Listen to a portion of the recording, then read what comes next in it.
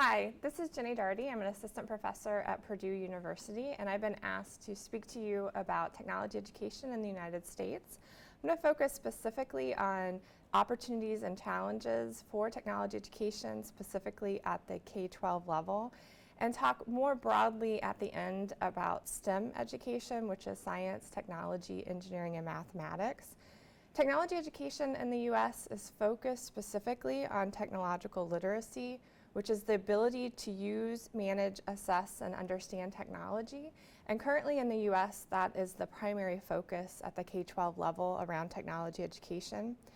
Technology then is more broadly defined at that level, including the modification of the natural environment in order to satisfy perceived human needs and wants.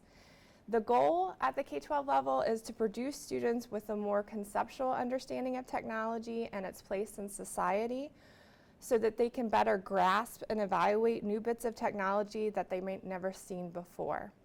So hopefully through this talk you will see some patterns and issues that transfer across contexts. I think it's important to first just introduce myself and talk about my perspective a little bit. So I'm an assistant professor in a college of technology, and thus I consider technology to be very broadly defined. My work focuses primarily with teachers and professional development, and I have research projects that look at technology education at the high school level more specifically, so secondary level education. And a lot of that focus is on including an engineering design element to high schools. It's something that's relatively new in the United States, trying to introduce students earlier to the engineering design process so they better understand the designed world. My approach to the presentation is really to provide just a really brief snapshot of the history of technology education as a field at the K-12 level, and a little bit about its evolution towards engineering and how that fits in a larger STEM education context. STEM is a kind of buzzword in the U.S. We talk a lot about improving STEM education, and at the K-12 level there have been a lot of initiatives focused on that to try to produce students that are better able to operate in science, technology, engineering, and mathematics.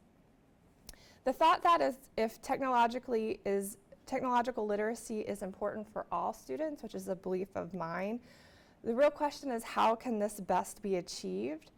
And so reflecting on the history of the field, we can probably see some important strands towards its future.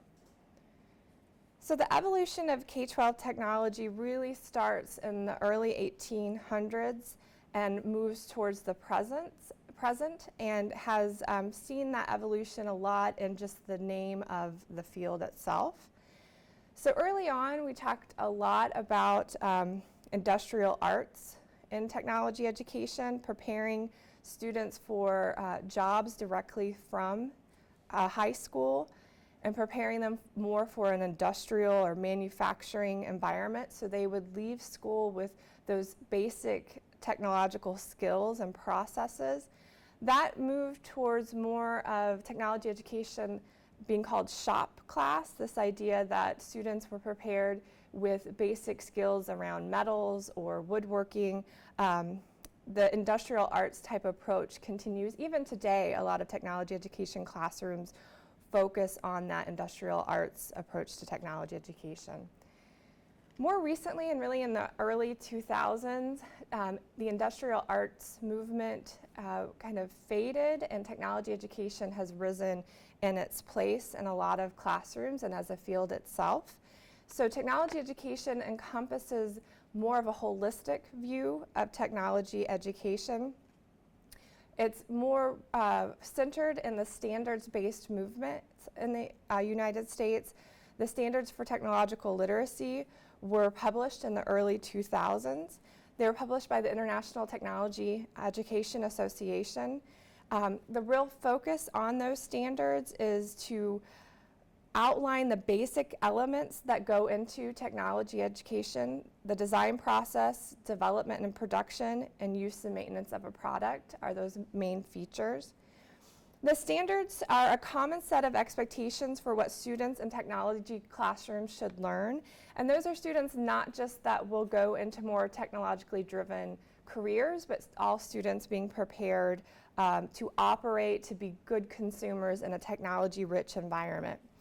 The STL, or the Standards for Technological Literacy, include 20 standards that are structured around 5 major categories. Those are the nature of technology, technology and society, design, abilities for a technological world, and the designed world. So a lot of those elements that have been outlined in standards for technological literacy, which provide the structure for most technology education classrooms across the United States, include elements that are directly related to engineering, primarily a real focus on design and the designed world. With that then, a lot of the field of technology education has embraced engineering education as well at the K-12 level, with a belief that students should be introduced more early in their educational process to engineering, not only as a career field, but as well the processes and understandings around engineering, and again, primarily design. So the International Technology Education Association, which is the professional association of the field, changed its name and included engineering as a part of that, as well as publications such as the Technology and Engineering Teacher, which is a primary flagship publication from the ITEEA. Within K-12 engineering now, 25 states offer engineering-related standards at the K-12 level. Technology education is on the forefront of many of those efforts. However, in the US, the current status of technology education is largely, it is an elective. So although the goal is to provide technological literacy to all students, not all students in the United States are able or desire to take technology education because it's not part of the core curriculum. It's varied in its classroom practices. So as I touched on with the industrial arts movement, a lot of technology labs are reminiscent of those traditional industrial arts skills. There are those that have moved more towards engineering. So there's just a lot of variation across the US in terms of what would happen in a technology classroom.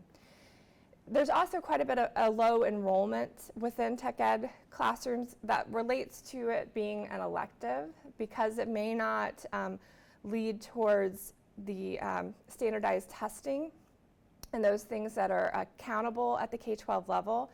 There's relatively low enrollment of students. And it really has that average reputation. I think it's moving more towards the embrace of engineering and being recognized as important in developing those technological skills. But with its history in industrial arts, a lot of people don't understand really what technology education is in the United States. And so the field is really trying to advocate for its potential. A lot of this move in technology education towards engineering design is occurring in the larger context of STEM education at the K-12 level. STEM is really a politicized acronym that we talk about at the K-12 level, focused on reform. So around science, technology, engineering, and mathematics, this idea that the nation is at risk, that our standards are lower than other nations, that we need to improve student performance and accountability. So this is when standards in the early 2000s and late 1990s were being developed within mathematics and science education to improve the early introduction to students around these important concepts. So testing and accountability were really instituted at this time, with an emphasis on literacy, mathematics, and science. So in that movement, technology is a part of the discussion, but unfortunately has been relatively minimized because of the emphasis on accountability around mathematics primarily, as well as literacy.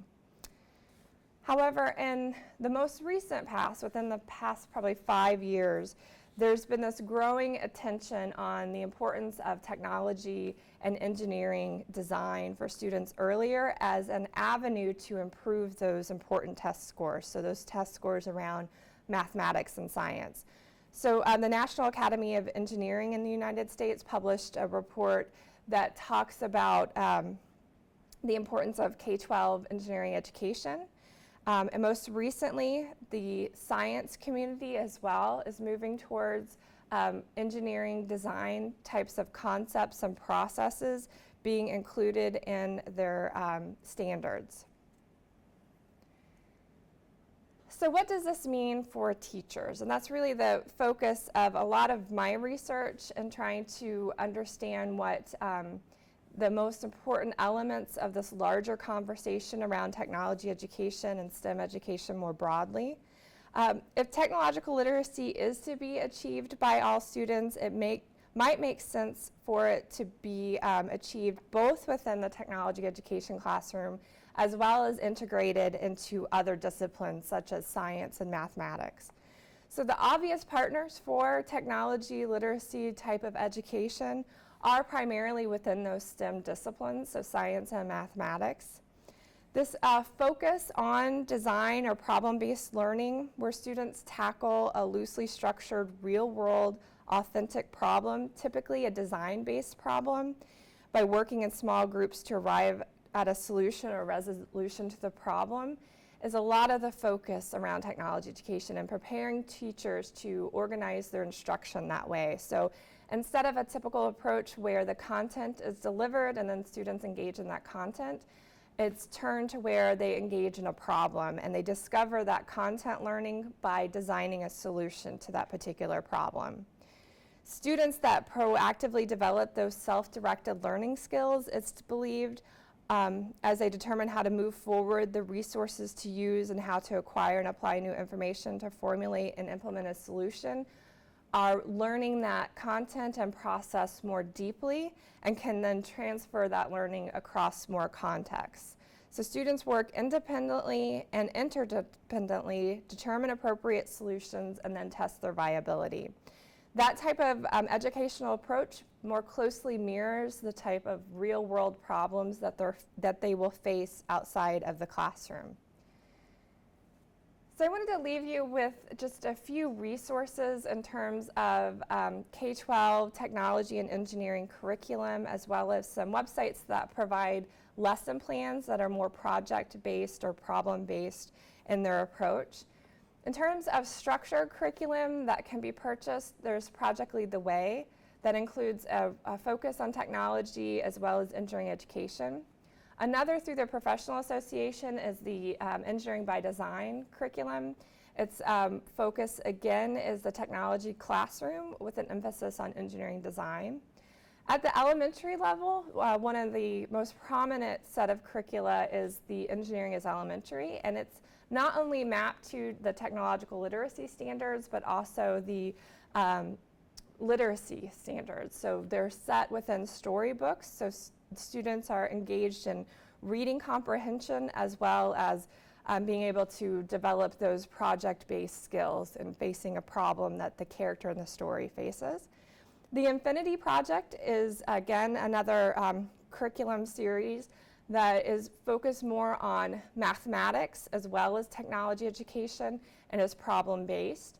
Those last two are URLs that provide free lesson plans as well as ideas to integrate more of a focus on technology and engineering. TryEngineering.org and TeachEngineering.org are both searchable lesson databases that provide those types of resources. So in terms of technology and engineering education in the United States, there's this certain move towards providing teachers with the skills and resources to integrate more of a project or problem-based focus to turn the instruction around so it's more student-guided, with the belief that students develop those content and process learning outcomes more richly and then can transfer them to authentic problems that they'll face post-secondary as well as in their life. So that is the end of my presentation. If you have any questions or would like any follow-up, again, my name is Jenny Daugherty, and the conference organizer should have my email address to provide to you. Thank you.